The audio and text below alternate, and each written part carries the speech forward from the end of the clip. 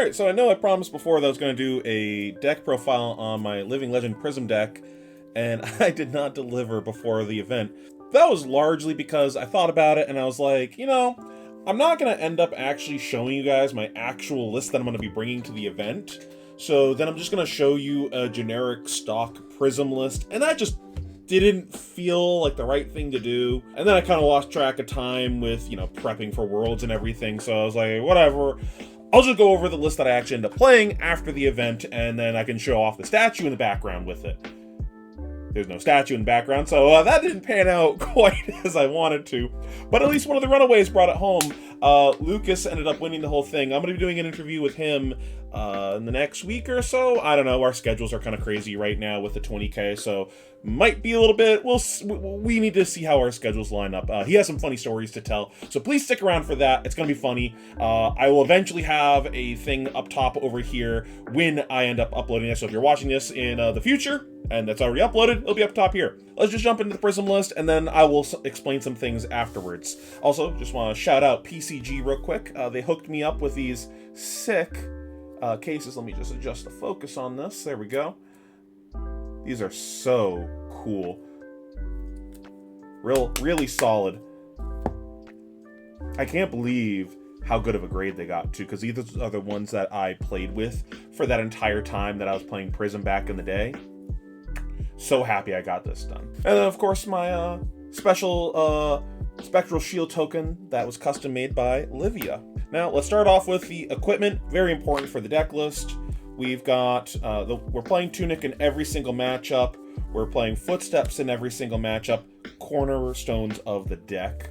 And then we have a couple different options for other pieces. We've got 2 different helmets and then 3 different gloves. So most of the time, we're going to be like Wave of Reality. Except for into Starvo, where we're bringing in the blocky boys. We need to be able to defend against that breakpoint of 11. I'm going to come back to that thought in a little bit after talking about the deck list. Chrono Reflection, nice for the AB. It's really good in the mirror. And the Null Rune Gloves in case we run into a Chain or a Viscerai. I did run into a Viscerai, so I was happy that I had those. I do want to still be Skullcap into those arcane damage decks like Runeblade, so having the other piece of Arcane Barrier is important there. You could finagle things where you could use your helmet instead as your Arcane Barrier piece, but I like that extra block value with my helmet when they come in with like a Mauve Skies or something like that. Next, let's talk about the auras of the deck. This is the reason to be in Prism. We got 2 prismatic shields, and then it's 3 of everything. You know, you came here for the high level thoughts of which cards do I play? It's everything. It's just, you just play them all. Like, there's no thinking. Ooga booga, just put in all the fucking auras. So yeah, it's 3, it's 3, it's 3. That's crazy. It's 3. You know, I worked real hard on this deck list, fine-tuning these numbers. It's 3 of all of them. Except for this one, of course. It's a red, so like drawing them together can be kind of awkward. It's a card that I want to see in the matchups that I'm playing it, but I don't want to see them in multiples. It's really good, but you could definitely go up or down on this card. This is just like I really like this into Starvo and into the mirror. Only aura that we're not playing is Phantom Tidemaw. I think this card is good. I actually think this card is good. It's really just a space issue, and it having, you know, that right there, it not blocking. I think this could have potential into the mirror and into Starvo potentially, but I don't think it's so significantly better than like a prismatic shield that I'd be willing to mess up my blues into a lot of those matchups. If I wanted to go higher on my blue count, maybe I could do it over prismatic, but I really needed to make sure that I had a majority of the deck physically able to block, because, I mean, there's literally 17 cards right here that don't block. Like, I physically cannot make it so my deck can sideboard in a way that every card in the deck can block as it is.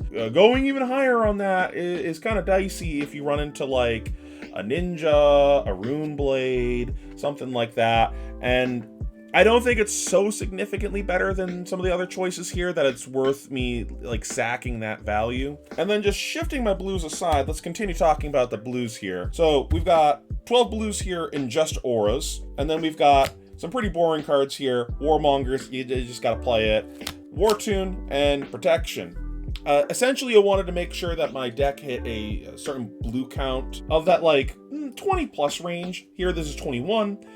Just like whacked myself in the head with my tassel here. But essentially you want to be able to hit about that 20 range. That way you're drawing at least one blue every turn if possible. The thing that also makes that awkward of the math of your blues compared to other decks is you're actually trying to cast your blues when you draw them. So in another style of deck, you may go, I just want to draw like one blue a turn, and then that's my pitch for the turn, and I don't need this for anything else. Where in Prism, we're trying to have double aura turns where we play a yellow aura and a blue aura, for example. So it can really strain your resource count on the deck, where you could even reasonably go higher on that. Like that's a reason potentially to put this back in the deck, where maybe we go to 24 blues. That's a reasonable thing to do. Something worth considering in the future, but I thought this was solid. I want to make sure that the rest of my blues were block 3s, though. Warmongers, changes can't beat this card. Like, if you get a one of these in Arsenal or an Arclight in Arsenal, and then draw the other one, where you go Warmongers plus Arclight, the game just ends. They can't beat that. They just end up decking out and taking way too much damage from their blood debt, and you can kind of take over from there. And it also means that you get to keep your full grip that turn. So if you have anything disruptive that turn, another Arclight, another Warmongers, it can really get snowbally from there and make it so they can't win the game. And similar to before, while we already have these out, let's talk about the rest of our Heralds in the deck. We got, these 6 blues right here. We've got the best Herald in the game. Erudition. Oh my god. Funnily enough, doesn't really come up very often that we have Erudition in the deck. Usually it's just a yellow block 3. Doesn't really do anything because a lot of the matchups, you just need it for the go again. It's an issue of kind of like what I was talking about before with your yellows. It's really constrained on like your resource cards in the deck. So if I'm trying to play everything else in my hand, this needs to be my pitch for the turn. So a lot of times it's just my pitch.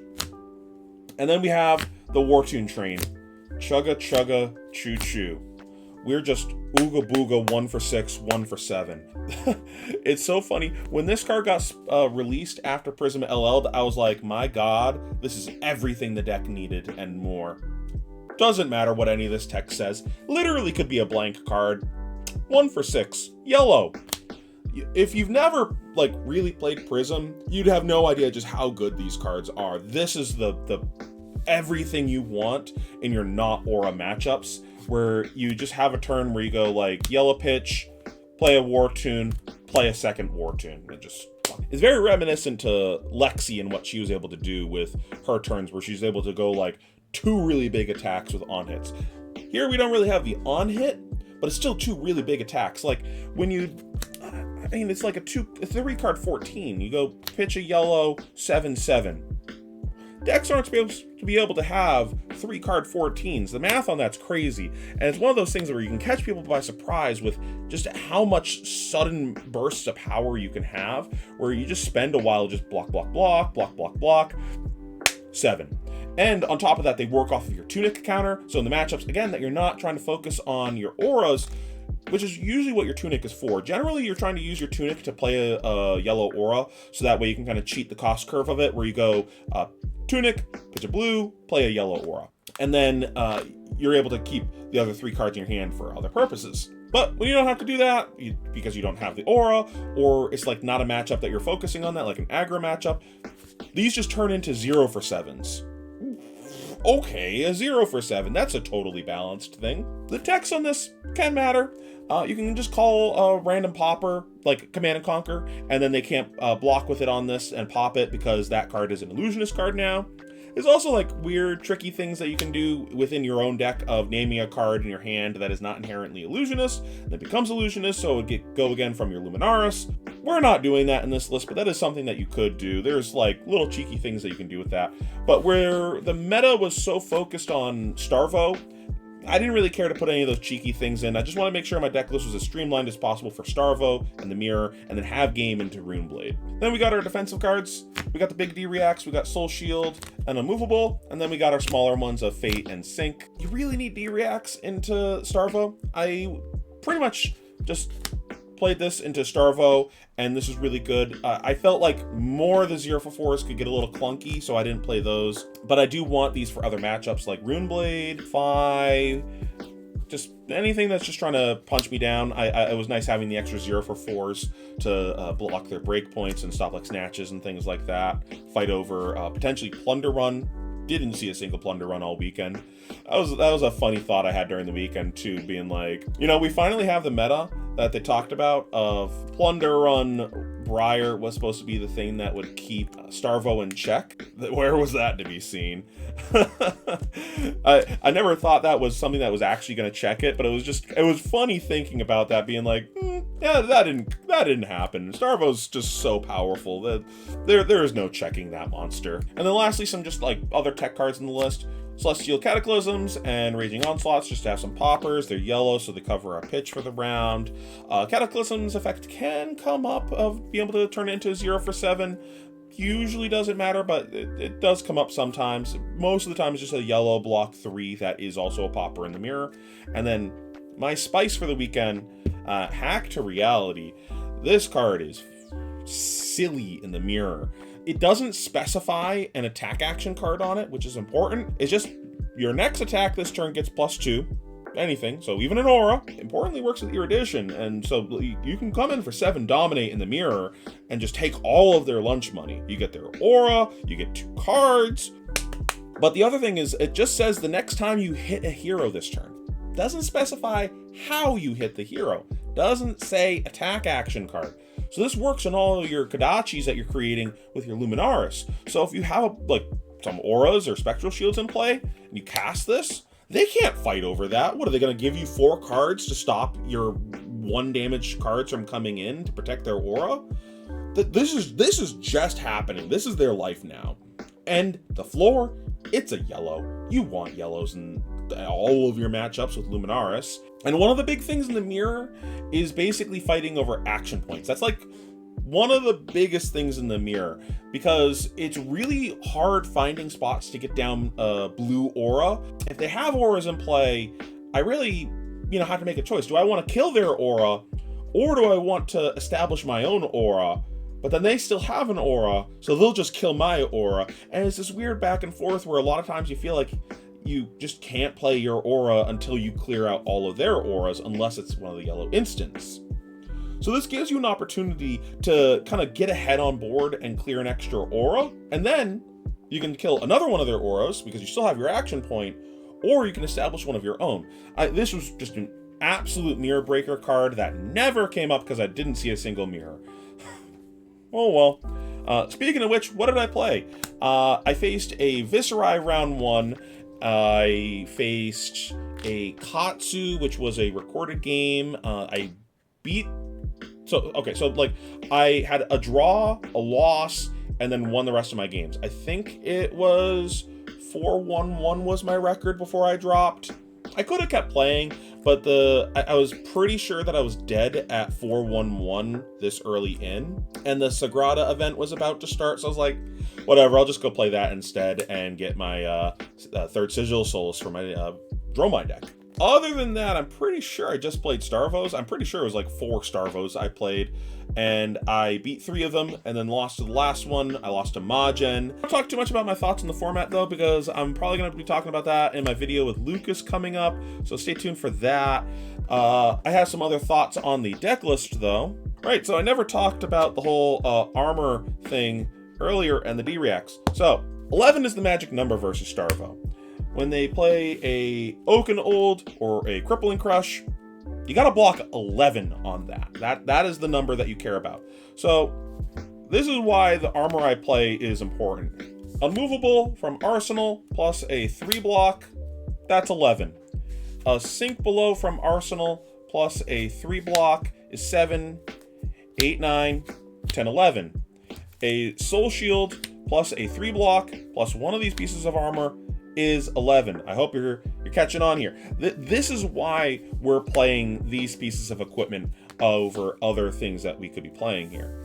Now, you could argue that we could be playing Crown of Providence instead, but I find the extra block on the Skullcat matters a lot in the matchup, and I'm pretty much just targeting Starvo with this deck list, so I'd rather the piece of equipment that is best in the matchup, and the cycling a card out of your arsenal doesn't really matter very often, because generally you're only arsenaling cards that you can play from arsenal, either a D-React or an instant of some sort. So that doesn't really matter. And the times that you would just like rando block with your crown to mulligan a card, they're probably coming in with a non-hit anyways, so you're losing that card no matter what. It like doesn't change things really, so I'd rather just have the extra block, because then this can come up again later for either keeping an extra shield around, covering their hammer with a card, or it could create a new breakpoint cover when I have some spectral shields in play. It comes up almost every game, and the way the matchup plays out, you are always behind. The way the matchup plays out usually is you trade like 20 to 25 points of your life to establish a board state, then the game begins. So the skull cap's always live, and if it's not live, something's going wrong on the Starvo side, in which case you don't care your skull cap's not live, you're winning the game. And that probably means you also have spectral shield in that case if you're ahead. Skull cap was good. Skull cap saved my butt a lot of times over the weekend, and I would have played it again and again and again. That was the correct choice, I think, to make. Some other choices that could have been made with the deck list is Shariah is a card that I considered, because you can combine this with Wave of Reality if you draw it early to guaranteed get it off. And, you know, you have your soul, so you can always make a spectral shield whenever you need to on demand, plus Genesis and things like that. I just didn't think this was right for the meta. This card really shines in the aggro matchups where the value swing that it creates is way too much for them to deal with, and they're incentivized to just block it and then swing into it, which then flips the turn order where now you didn't make me block because you just punched my angel instead, so I have a full grip and I'll just come at you instead, and this is the catch-up turn that I needed to get back into this game. I didn't really expect to see that many aggro decks, so I didn't think that was worth the inclusion.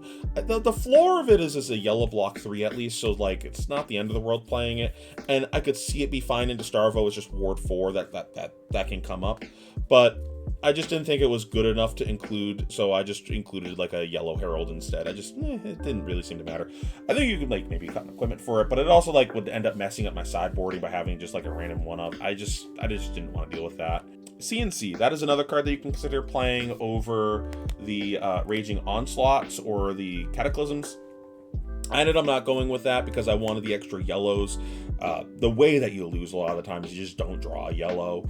I think I had that like at least 2 times every game. I think there's one where I had that come up like 4 times where I'm just like, 33 yellows in my deck. I guess I don't draw one 4 times in a row. F me. I don't want to add more non-yellows to the deck to brick more often, but if you're worried about other aggro decks, then that's reasonable. It gives you some more game into like Phi and stuff like that. My thought process was, I'm not here to face the aggro decks. I'd rather just have the best matchup possible into the 2 decks that I thought were reasonable to play, which was Starvo and Prism. On that same thought, if you really did want to have some extra sideboard against like Phi or something, you could play that all you got. It's a yellow. I played that at Lille and it was good. But again, I don't want to waste the space in the deck for decks that I'm not here to face. I will just accept that I'm unlucky if I face one of them and take my L and move on with life. Because you got to get a little lucky at one of these things, and that's the area of luck that I was willing to sack a bit to of the matchup roulette. I figured a lot of the ninjas would just get weeded out as the tournament went on because there were so many Starvos. Like, you can't get through the Starvos if you're playing Ninja. You might luckily beat 1 or 2, but you're just going to die to the rest of them. Like, you just can't beat Pulverize.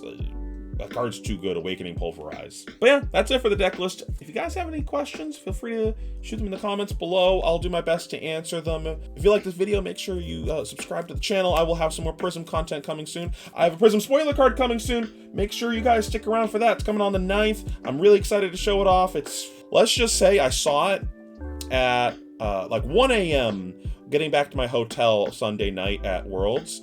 And everyone else was asleep in the hotel. I saw it. I almost screamed. It took every fiber of my being to contain the scream of how excited I was seeing the card. Stick around till the 9th. It's gonna be good, trust me. And again, I'll be having that video coming up with Lucas soon. If you wanna catch that, we'll be talking about our thoughts on the Living Legend format and having some funny story time with Lucas going over what his tournament run was like and why he did some of the things he did. There's some funny anecdotes that he had.